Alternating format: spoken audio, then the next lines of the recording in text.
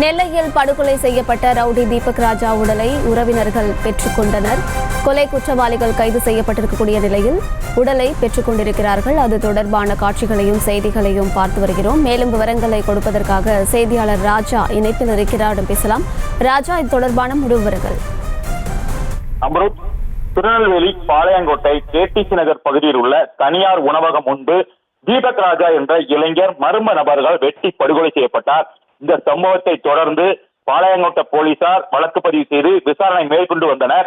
இந்த நிலையில் கொலை சம்பவம் நடைபெற்ற அந்த சிசிடிவி கேமரா காட்சிகள் பெரும் பரபரப்பை ஏற்படுத்தியது.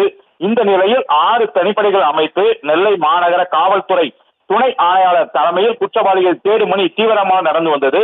உண்மை குற்றவாளிகளை கைது செய்யாமல் உடலை வாங்க போவதில்லை என தீபக் ராஜா உறவினர்கள் அறிவித்து உடலை வாங்க மறுத்து போராட்டத்தில் ஈடுபட்டு வந்தனர்.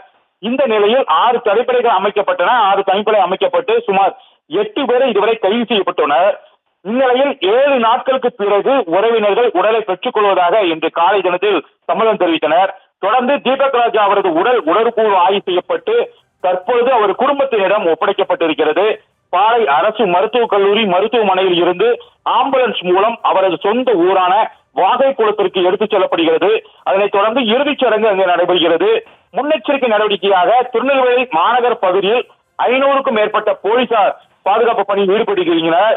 தொடர்ந்து இது மட்டுமல்லாமல் மாவட்டம் முழுவதுமே முக்கிய சிலைகள், முக்கிய சந்திப்புகள், மக்கள் அதிக நடமாட்டம் உள்ள இடங்களில் 1000க்கும் மேற்பட்ட போலீசார் பாதுகாப்பு பணியில் ஈடுபட்டுப்படுத்தியிருக்கிறார்கள்.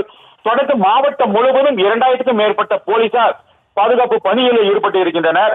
மேலும் இறுதி அஞ்சலி நிகழ்வில் கலந்து கொள்பவர்கள் யாரும் மது அருந்தி வர வேண்டாம், வாகனங்களில் வருபவர்கள் பாதுகாப்புடனும் பொதுமக்களுக்கு இடையூறு ஏற்படாத வகையிலும் காவல்துறைக்கு முழு ஒத்துழைப்பு தரும்படி குடும்பத்தினரும் கேட்டுக் கொண்டிருக்கிறார்கள்.